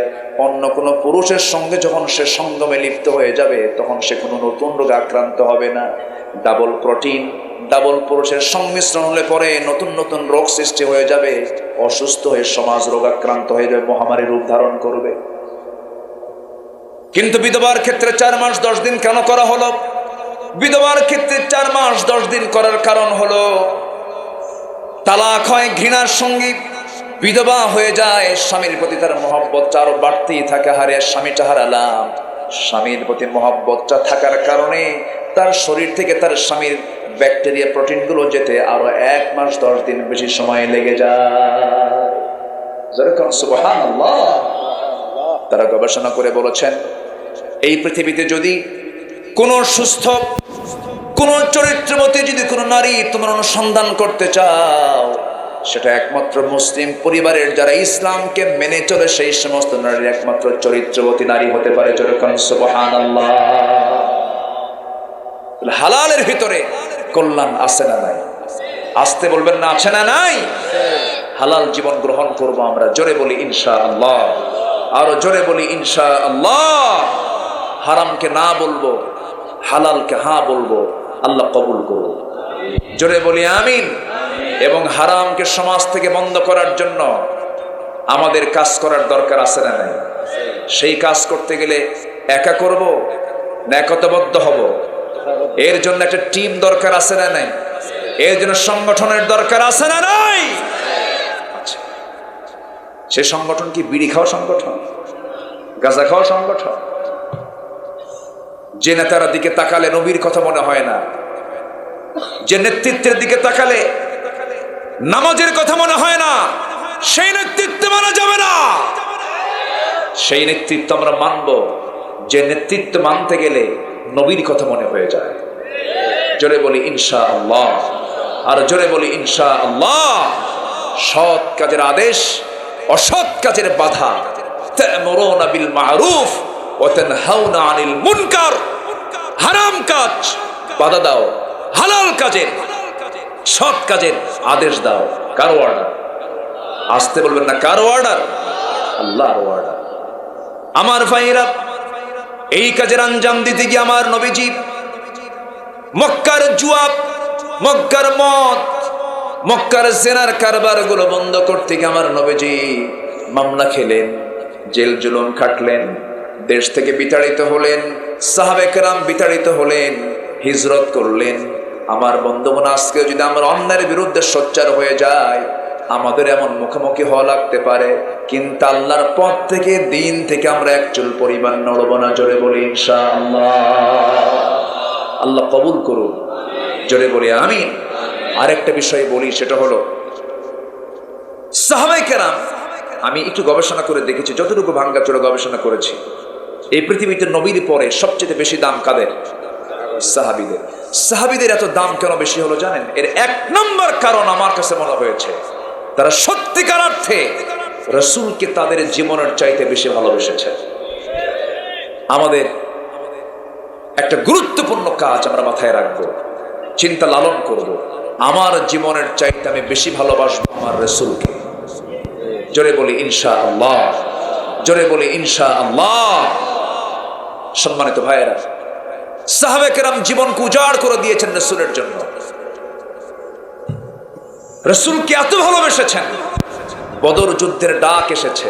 এক মহিলা সাহাবী 2 বছরের বাচ্চা নিয়ে এসে বলে, হুজুর আপনি একা যুদ্ধে যাচ্ছেন, আমার কোনো স্বামী নাই, আমার বড় কোনো সন্তান নাই, 2 বছরের শিশুকে আপনার হাতে তুলে দিলাম, একে যুদ্ধের ঢাল বানায় নিলেন। সুবহানাল্লাহ। এই জাতীয় অনুভূতি আল্লাহ তাআলা আমাদের মধ্যে জাগ্রত করে দেন। জোরে বলি আল্লাহুম্মা আমিন। সম্মানিত ভাইয়েরা, মাহফিলের এই মাহফিলের একটা সৌন্দর্য হলো, এই মাহফিলটা 19 বছর যাবৎ চলছে। বলি আলহামদুলিল্লাহ। আমি যতক্ষণ কথা বলেছি, আমাকে ধীরে ধীরে আমাকে মনোযোগের দিকে চলে যেতে হচ্ছে, মনোযোগের দিকে আস্তে আস্তে চলে যাব আমরা ইনশাআল্লাহ। যতটুকু শুনেছি আমরা আমল করব। জোরে বলি ইনশাআল্লাহ, আর জোরে বলি ইনশাআল্লাহ। বাড়িতে সবার মা বোন আছে না নাই? মাহফিলে কি মারা বসার সুযোগ পায় এখানে? ও সকলে আছে পৃথক ভাবে। এরপরেও বেলাল ভাই, আমি একটা পরামর্শ দেব, আগামী থেকে এটা ছোট্ট হলেও একটা পৃথক প্যান্ডেল রাখবে, যেন এই আলোচনাগুলো, এটা তো মূল মাহফিল, মূল মাহফিলের আলোচনাগুলো মাদের শোনার দরকার আছে না নাই? আচ্ছা, তার পর্দার নিয়ম রক্ষা করে আসলো, এসে বসলো, শুনলো। তো আল্লাহ তাআলা এলাকার মা বোনদেরকে দিন মেনে চলার তৌফিক দান করুন, পর্দার সাথে জীবন চলার তৌফিক দান করুন, পর্দা মেনে বাকি জীবন পরিচালনা করার তৌফিক দান করুন। এই আশাবাদ কামনা করে আমি আমার কথার না বাড়িয়ে যতটুকু হয়েছে আমরা বলে ফেলি আলহামদুলিল্লাহ। অনেক দূর থেকে সেই শাহবাগ কোথায়, এই যে সামনে কিছু ছেলেপেলেরা আসছিল, নদী পার হতে দেখা হলো, অনেক দূর দূরান্ত থেকে মাহফিল আসছেন। সবাই বাড়িতে ফিরে যাবেন, একসঙ্গে আমরা মোনাজাতের মধ্য দিয়ে আমরা বিদায় নেব। জোরে বলি ইনশাআল্লাহ। এত বড় দোয়া থেকে, এত গুরুত্বপূর্ণ দোয়া থেকে কেউ মাহরুম হবেন না। আমরা দোয়ার দিকে যাব, আমরা চাইবো কার কাছে? আল্লাহর কাছে। সবাই নামাজের মতো করে বসে যায়, নামাজের মতো করে বসে যায়।